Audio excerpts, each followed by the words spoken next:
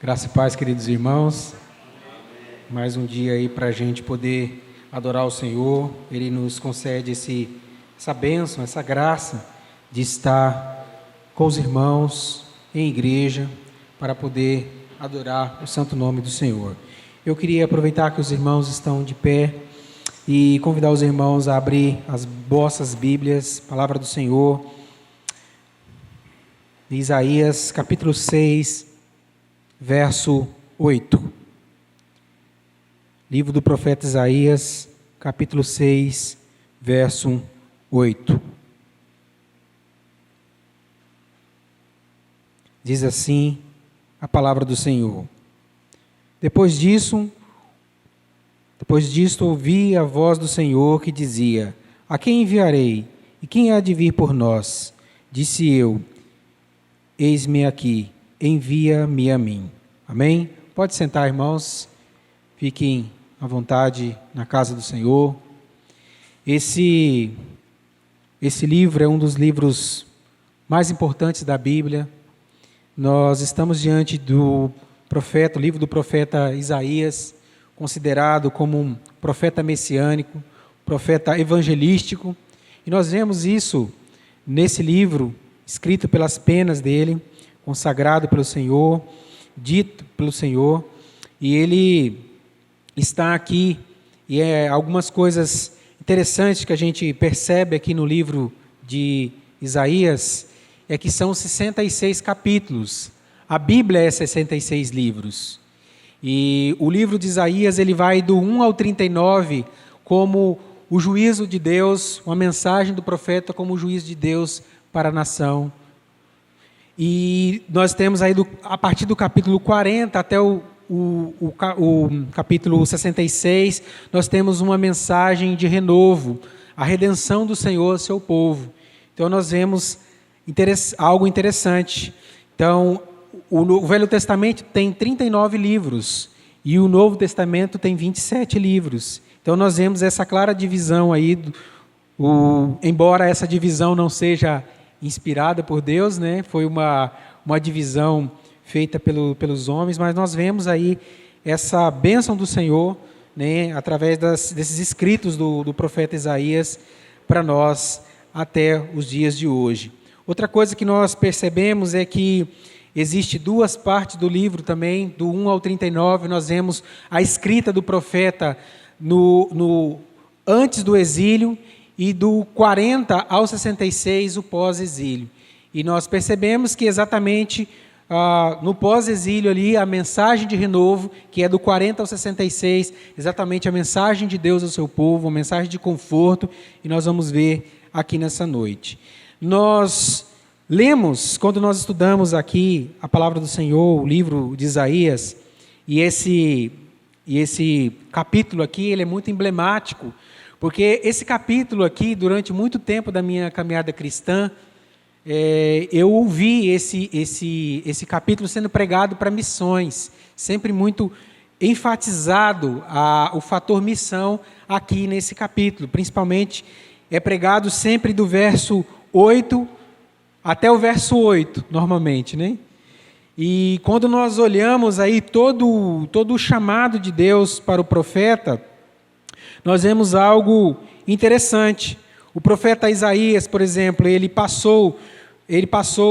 profetizou durante o reinado de 4 reis, né? Que seria o rei Uzias, inclusive aqui no verso 1 nós vemos aqui o início do ministério dele, o rei Uzias, o rei Jotão, o rei Ezequias e o rei Acás, né? Sendo Ezequias o último rei no qual ele profetizou. Embora alguns comentaristas dizem que o profeta Isaías, a morte dele é um tanto quanto trágica, né? Bem parecido com os mártires do Novo Testamento. Ele é morto pelo rei Manassés, ele é partido ao meio. Nós vamos ver essa citação, inclusive, lá em Hebreus capítulo 11, verso 37, que fala sobre os heróis da fé e a forma que esses homens morreram. E nós percebemos aí toda a riqueza literária também do livro de Isaías, Vários comentaristas dizem que, inclusive, é um dos livros mais ricos literariamente da palavra do Senhor. Então, conforme eu estava falando para os irmãos, é um livro em que sempre eu ouvi na minha infância e na minha juventude falar sobre missões, sobre o chamado de Deus. E nós percebemos exatamente isso aqui, da parte de Deus para o profeta Isaías. O título da mensagem nessa noite é o chamado de Deus para Isaías. Não poderia ser diferente. Nós vemos aqui o início, quando começa tudo, né? Aqui no verso 1. No ano da morte do rei Uzias, eu vi o Senhor assentado sobre um alto e sublime trono, e as abas das suas vestes enchia o templo. É interessante a gente perceber aqui que a visão do profeta, provavelmente vendo o pecado do povo, a rejeição do povo, a palavra do Senhor, aquilo que estava sendo pregado, aquilo que estava sendo anunciado, e o profeta, ele dobra o seu joelho, e o Senhor dá a ele uma visão riquíssima da glória do Senhor. E é importante, essa visão, nós vamos ver no decorrer do livro, que pela dureza do coração do povo e por tudo aquilo que o profeta ia enfrentar, ele carecia de uma visão gloriosa da parte do Senhor. Ele tinha que ter o contato com algo forte da parte do Senhor. Nós temos hoje algo de poderoso nas nossas mãos. Nós não temos essa visão poderosa aqui que o profeta Isaías teve quando nós dobramos os nossos joelhos, quando nós abrimos os nossos lábios e clamamos ao Senhor, mas o Senhor tem dado a santa palavra dEle.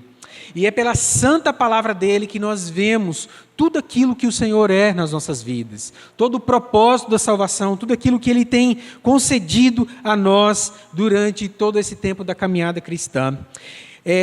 Essa visão de Isaías nos dá a seguinte percepção, que Deus, Ele nesse controle, Deus reinando, Deus nesse alto e sublime trono, isso é uma garantia perfeita de que tudo aquilo que Ele estabeleceu será cumprido.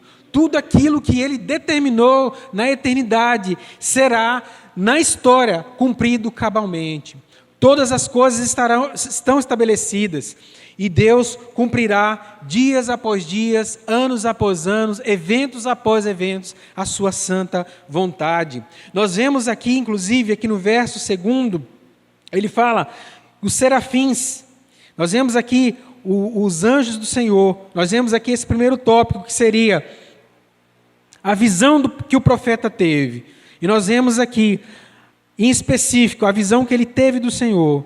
E agora nós vamos ver a visão que ele teve ali, naquele momento, dos seres criados pelo Senhor, os anjos. E os anjos do Senhor ali, os serafins, estavam por cima dele, por cima do Senhor. Cada um tinha 6 asas, com 2 asas cobria o rosto, com 2 asas cobria os seus pés, e com 2 voavam. E clamavam uns para os outros, dizendo, Santo, Santo, Santo é o Senhor dos exércitos. Então nós vemos aí, até diante de toda essa glória do Senhor, nós vemos às vezes os homens que não têm, o mundo que não tem a revelação que o povo de Deus tem.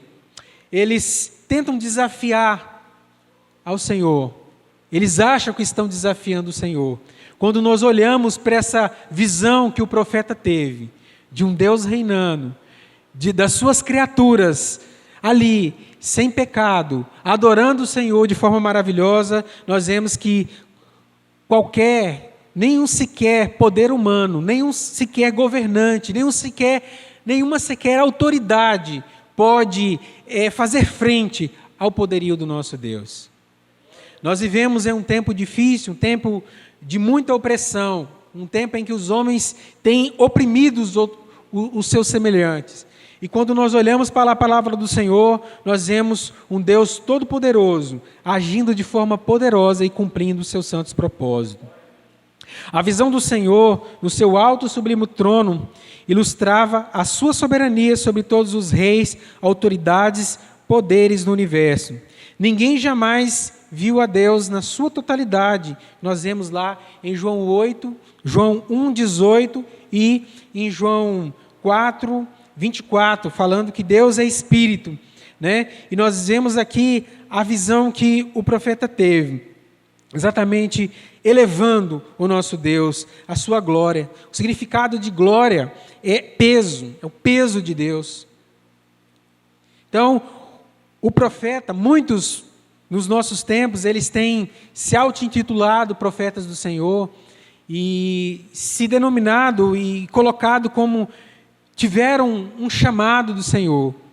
E é engraçado que essas pessoas praticamente se auto-unge, se é que existe essa palavra, como profetas do Senhor, e sai por aí dizendo mentiras, e sai por aí explorando a bondade das pessoas, e ensinando o erro, e demonstrando toda a sua maldade, e encaminhando as pessoas para o erro.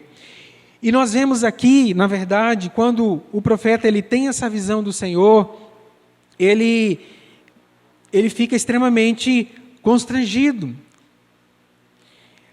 Nós vamos ver depois todo o livro aqui, aqueles que quiserem continuar a leitura em casa do livro de Isaías, nós vamos ver tudo aquilo, todos os acontecimentos que foram dados aí a partir desse chamado do Senhor para a vida desse profeta.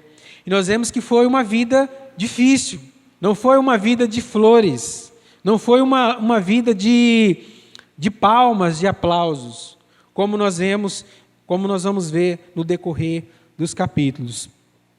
Em uma época de materialismo e ateísmo, ler sobre a glória de Deus e o seu poder traz a segurança em meio ao mundo cada vez mais opressor. Após a visão de Deus, o profeta foi encorajado por Deus. Nada a partir dali que fosse humano poderia o detê-lo. Ele teve a visão do Deus Todo-Poderoso.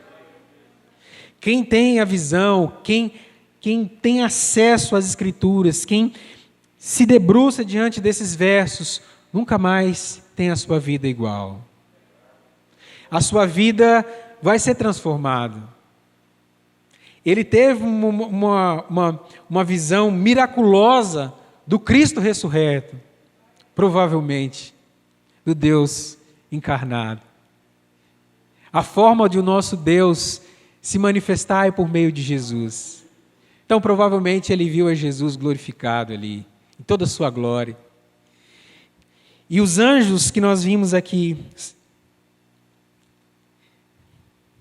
2 asas, vamos ver aqui o que os comentaristas dizem sobre esses detalhes aqui que o profeta relata. 2 asas cobria continuamente a face para indicar a indignidade deles em olhar para Deus ou inquirir nos seus segredos divinos. As outras 2, cobrindo os pés, é a parte mais inferior do corpo para indicar a humildade e reverência. E as outras 2 para o voo imediato e ininterrupto para fazer a vontade de Deus. Então nós vemos toda uma simbologia que os comentaristas falam acerca de toda de o que significa aqui esses seres angelicais nesses versos que nós lemos. Nós vemos aqui a santidade do Senhor também. Aqui no verso 3, nós vemos a santidade do Senhor sendo falada.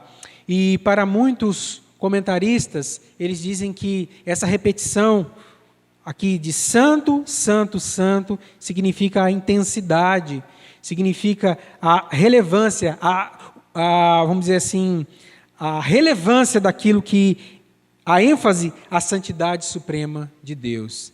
Outros dizem também que esse santo, santo, santo também faz alusão à Santa Trindade, o Deus Trino que se revela em 3 pessoas. Outra coisa que nós observamos aqui, nesse chamado do Senhor para Isaías, é o choque que ele tem quando ele vê a Deus e o reconhecimento da sua miséria. Nós vemos aqui, a partir do versos 5 e 6, a forma que o profeta ele recebe toda essa visão. Vamos ao texto. Então disse eu, ai de mim, estou perdido, porque sou um homem de lábios impuros, habito no meio de um povo de impuros lábios, e os meus olhos viram o Rei, o Senhor dos Exércitos. Então um dos serafins voou para mim, trazendo na mão uma brasa viva, que tirará do altar para com uma tenaz. E com a brasa tocou a minha boca e disse: eis que ela tocou os lábios, a tua iniquidade foi tirada e perdoado o teu pecado. Provavelmente, o profeta Isaías era um homem, como nós vemos aqui, pela tradição cristã, pelos escritos aqui, era um homem muito piedoso. E provavelmente ele, ao ver todo o comportamento do rei Uzias, né, e todos os outros reis, né, tanto do reino do sul também, reis iníquos, homens que não tinham compromisso com a palavra do Senhor, provavelmente ele, em meio à sua vida devocional, à sua vida de entrega ao Senhor, provavelmente ele, quando ele olhava para esses homens, provavelmente ele se sentia como um homem piedoso, como alguém assim destacado em meio a toda essa iniquidade. Engraçado que às vezes nós temos também na nossa caminhada cristã, quando vemos algumas pessoas se comportando de forma assustadoramente pecadora, né? Malignamente pecadora, às vezes nós somos levados a até olhar para a nossa vida cristã e falar: graças a Deus que eu não sou como esses, né? E às vezes até levamos, inchamos o nosso peito e falamos até, e cobrando até o Senhor, né, nas nossas orações, nas nossas petições: Senhor, como pode o Senhor não nos atender nesse pedido, nesse problema que eu estou passando, eu que sou um servo tão fiel ao Senhor, né? E às vezes a gente é levado, e eu terminei agora de ler o livro do C.S. Lewis, que é a carta de um diabo ao seu aprendiz, e ele fala exatamente isso, né? O C.S. Lewis, ele fala no seu livro que às vezes até essa piedade o inimigo das nossas almas ele utiliza contra nós mesmos. Não, para que você vai à igreja? Você já é um homem piedoso. Para que você anda no meio desses irmãos menos espirituais? Ou para que você fica no meio dos seus familiares que não são crentes? Você é uma pessoa piedosa, mas onde é que fica que somos o sal e a luz desse mundo? Então, provavelmente, pode ser que o profeta ele tinha essa visão elevada de si, quando ele olhava uma nação tão obstinadamente no erro, que é o que vivia o povo de Judá, o povo de Israel. Então, ele era levado a isso. E aí o Senhor mostra para ele, quando ele vê aquela glória do Senhor, quando ele está diante da majestade do Senhor, ele cai em humildade, ele cai em reconhecimento, primeiro reconhecimento do seu pecado. Ele percebe que ele é também um homem de impuros lábios, e que o seu coração é impuro também, e a sua vida é impura. Não tem como nós nos achegarmos ao Senhor e termos um conceito elevado de nós mesmos. Nós devemos olhar para as Escrituras, inclusive, se não me engano, não sei se é Jonathan Edwards, eu sei que é um puritano, que ele fala: leia a Bíblia contra você. Nós devemos olhar a Bíblia, quando nós lemos a Bíblia ali, a Bíblia ela está apontando para os nossos erros, os nossos pecados. E ali ela está nos chamando para o arrependimento, está nos chamando para uma vida verdadeiramente de piedade. E à medida que o cristão ele vai galgando, ele vai crescendo na sua caminhada cristã, mais humilde ele vai ficando. Menos elevado ele tem sobre si o conceito. Não pode um cristão, um servo do Senhor, ao passar dos anos, na vida de oração, na leitura da palavra do Senhor, ele ir crescendo nisso e ele ser um homem orgulhoso, uma mulher orgulhosa. Ele achar que é alguém. Então, esse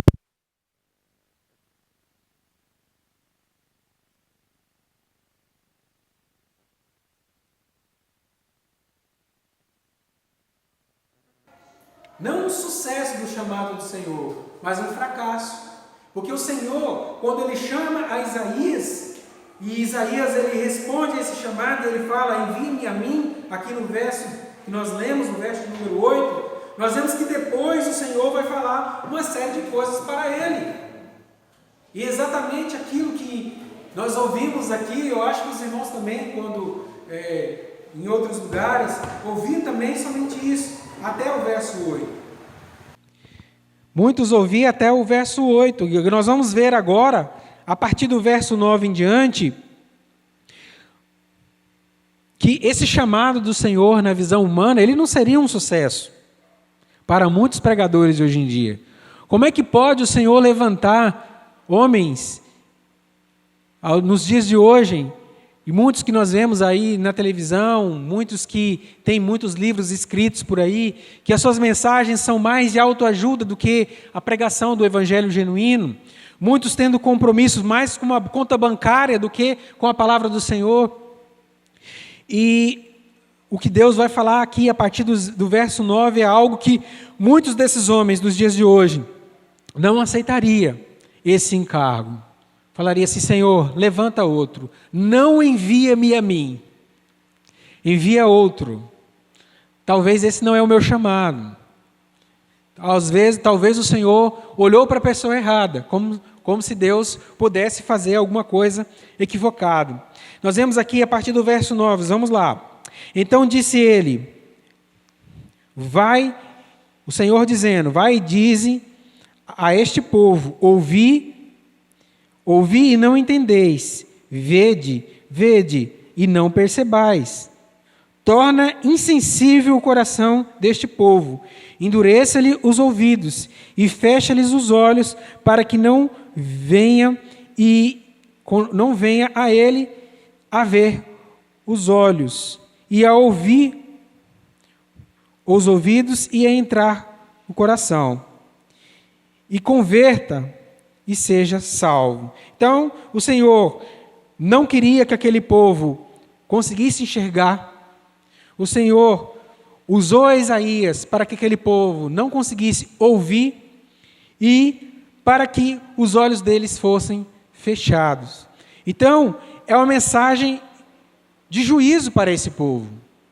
Imagine que se nós tivéssemos acesso, o Senhor falar conosco, assim como falou com Isaías, falou, olha, você vai falar para aquele povo ali, e quando você chegar lá, as suas palavras, elas inicialmente não vão ser palavras de redenção, elas vão ser palavras que vai fazer esse povo ficar irado com vocês. E nós percebemos que o profeta, ele é um profeta messiânico, e nós temos aí várias passagens, inclusive o capítulo 53, que é uma linda homenagem ao nosso Salvador, né? Uma descrição do servo sofredor, e nós vemos também que o nosso Salvador, ele quando esteve aqui também, ele falava por meio de parábolas. Certa feita, os discípulos perguntaram para ele, e o Senhor Jesus respondeu, olha, eu falo por meio de parábolas, para que essas pessoas que estão ouvindo, elas não consigam entender. E elas não consigam seguir por este caminho, parafraseando Jesus. Então nós vemos aqui mais uma citação no Novo Testamento também do profeta Jeremias, quando Jesus ali, na parábola do semeador, ele profere essas palavras, que ele falava para os seus pequeninos ali, e só os pequeninos iam conseguir ouvir e entender a palavra dele. E é outro ponto também que nós conseguimos observar, que é para aqueles irmãos, para aquelas pessoas que acham que o chamado de Deus é para todos. Na verdade, existe o chamado geral e o chamado eficaz. O chamado eficaz somente os eleitos do Senhor irão ouvir.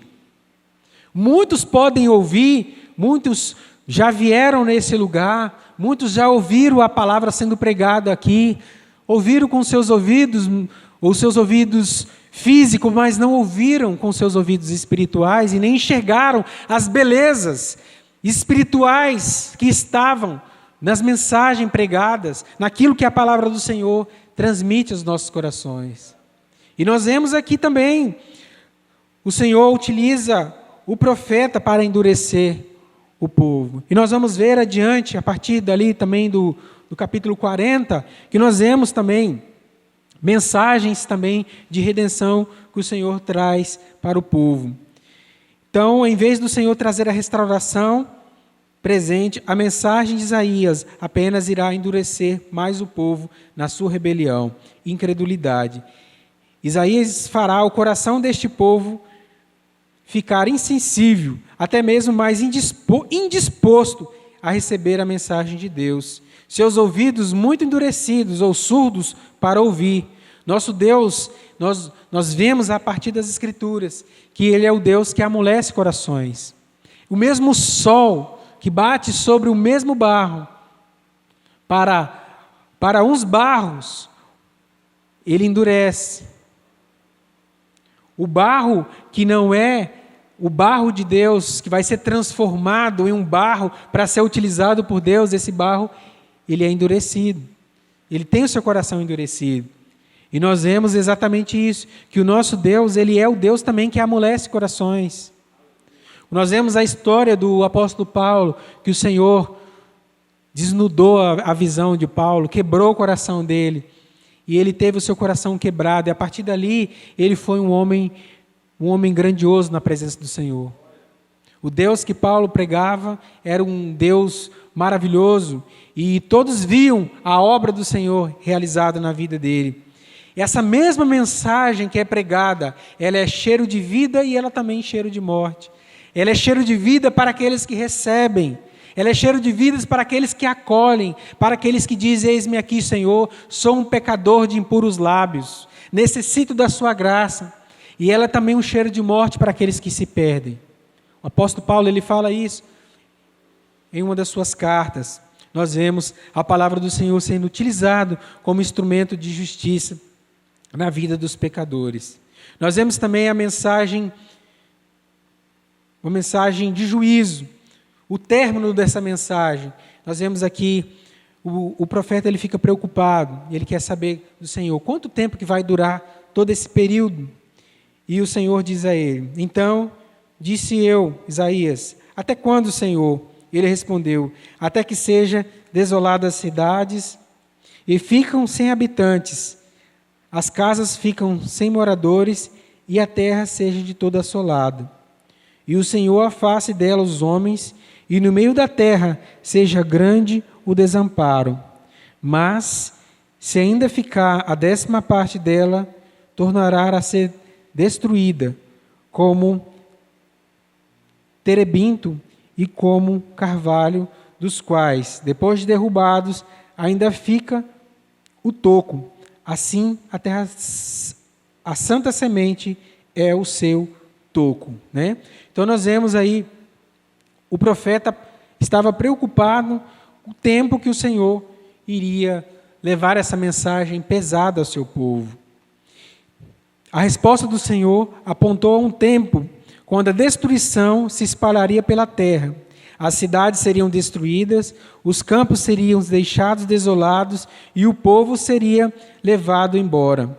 Isto foi cumprido quando Senaqueribe destruiu todas as cidades fortificadas de Judá, que está lá em 2 Reis 18:13.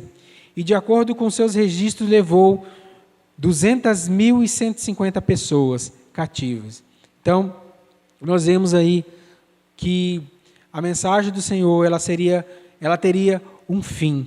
Nós vemos aqui no capítulo 40 de Isaías, nós vamos ver o consolo do Senhor para esse povo. Vamos ao texto da palavra do Senhor. Consolai, consolai o meu povo, diz o vosso Deus. Falai benignamente a Jerusalém e bradai-lhe que já a sua malícia é acabada, que a sua iniquidade está expiada, e que já recebeu em dobro da mão do Senhor por todos os seus pecados. Isaías capítulo 40, versos 1 e 2. Agora nós vamos lá em Isaías capítulo 41, verso 10 a 13. Diz assim também: não temas, inclusive um texto bem conhecido, né? Não temas, porque eu sou contigo. Não te assombres, porque eu sou o teu Deus. Eu te fortaleço, eu te ajudo e te sustento com a destra da minha justiça. Eis que envergonhados e confundidos serão todos que se indignarem contra ti. Tornar-se-ão em nada, e os que se contenderem contigo perecerão. Buscá-lo-ás, porém não vos acharás, os que pelejem contigo. Tornar-se-ão em nada, e como coisas que não é nada, os que guerrearem contigo. Porque eu, o Senhor teu Deus, te tomo pela tua mão direita, e te digo, não temas, eu te ajudo. Até algumas pessoas podem dizer, então, a justificação desse povo foi pelo meio do sofrimento? Não, a justificação não foi por meio do sofrimento, a justificação é pela fé, a justificação é pelo meio do Cristo que viria, né? Mas nós percebemos aqui a pedagogia de Deus com o seu povo. Eles precisavam passar por todo esse processo. O povo de Israel é um povo de coração muito duro. Imagine vocês, um povo que foi fiel em guardar a palavra do Senhor, que nós temos os registros da palavra do Senhor até hoje. Às vezes muitos até criticam os escritos da palavra do Senhor, dizendo que isso aí foi escrito por homens e que há diversos erros, os ímpios alegam isso, mas nós vemos que Deus colocou um povo muito obstinado, e vamos dizer que até essa obstinação deles foi algo benéfico também até para a preservação da palavra do Senhor. Claro que humanamente falando, porque nós sabemos que é Deus no final que preserva a sua palavra. E que foi por meio desse povo aqui que o Senhor levantou e que mesmo com a dureza do coração dele, Deus usou a essa nação também para preservar a sua palavra, né? Então, Deus utilizou como um instrumento pedagógico o sofrimento. Eles criam no Cristo, eles tinham que crer no Cristo que viria. E nós cremos no Cristo que veio, né? Então, essa é a grande diferença para nós. Então, nós vemos aí que Deus, mesmo assim, sabemos que nem todos receberam a mensagem do Senhor. Sabemos que muitos receberam, mas sabemos que grande parte não receberam. E nós vemos até quando Jesus ele vem durante o seu ministério, nós vemos o povo recusando a mensagem. Não foi diferente com o nosso mestre, não foi diferente. O que nós podemos aprender a partir desse texto? Algumas aplicações para nós aqui nessa noite. O profeta viu a glória de Deus por meio de uma visão.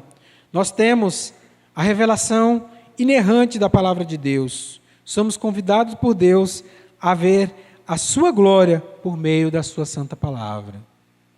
Então, nós devemos dar valor a esta palavra. Nós devemos agradecer a Deus por esta revelação que Ele tem nos dado. E nós devemos agradecer a Deus por ter nos dado uma igreja pura, de pessoas que prezam pela pureza da palavra do Senhor.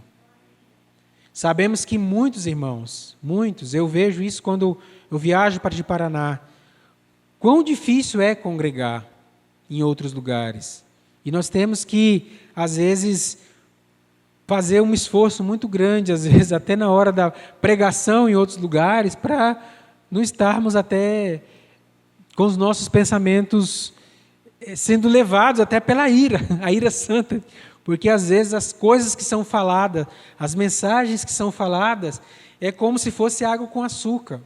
E o Senhor tem dado um mocotó maravilhoso aqui na Missionária Volta de Cristo para todos nós.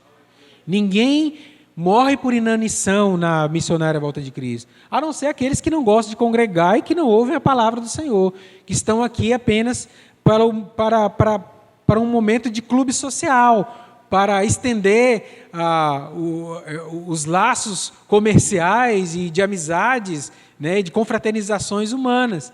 Mas aqueles que dão ouvidos à palavra do Senhor têm sido grandemente abençoados. Mesmo em meio a esses momentos duros e difíceis que nós temos enfrentado. Sempre aqueles que têm se mantido fiéis têm uma palavra do Senhor para a vida das outras pessoas e tem recebido do Senhor uma palavra também.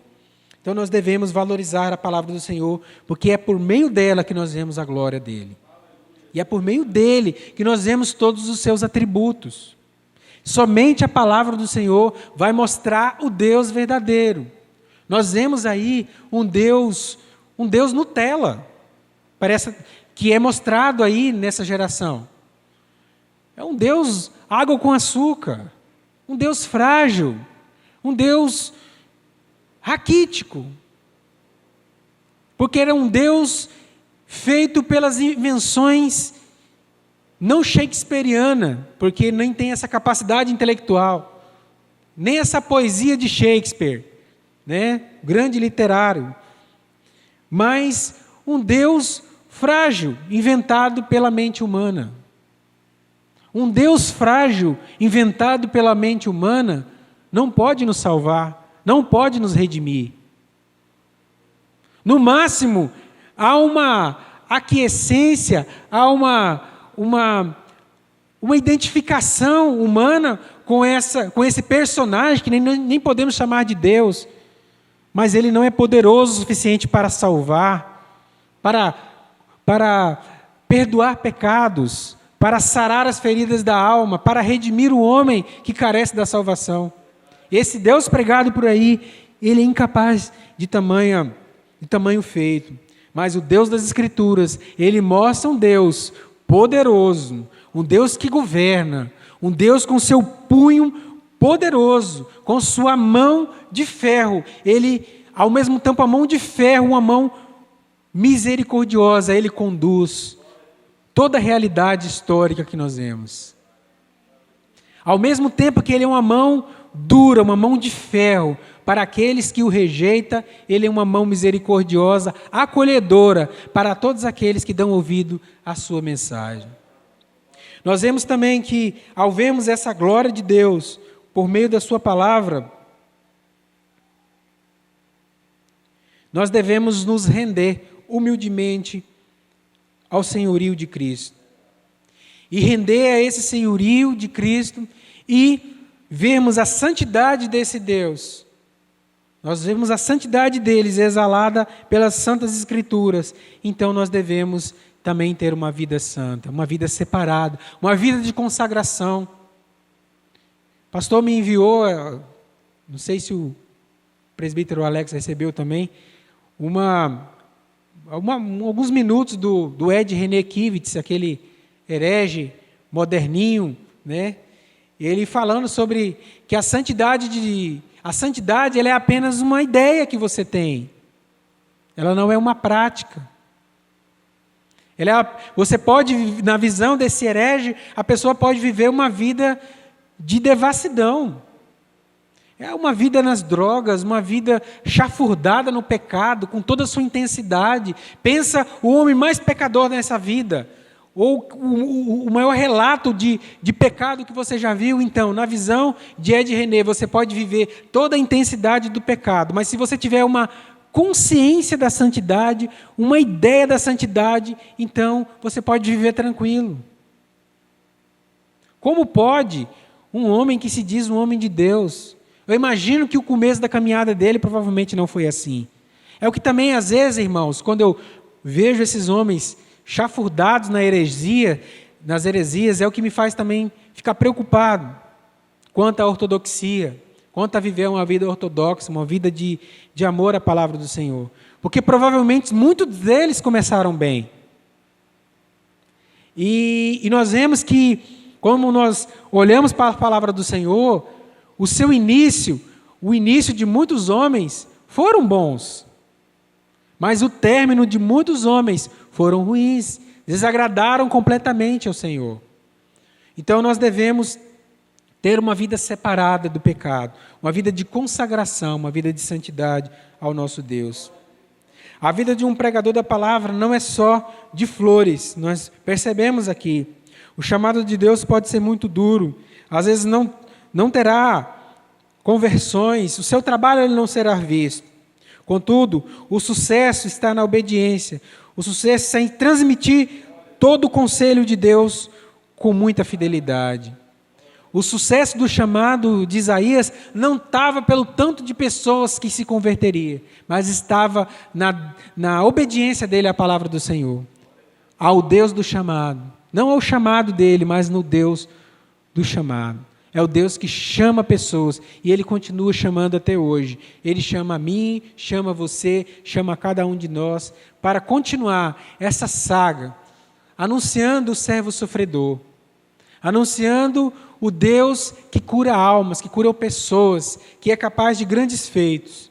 É isso que nós vemos aqui, é isso que nós constatamos pela palavra do Senhor. Eu queria convidar os irmãos a se colocarem de pé para agradecermos ao Senhor.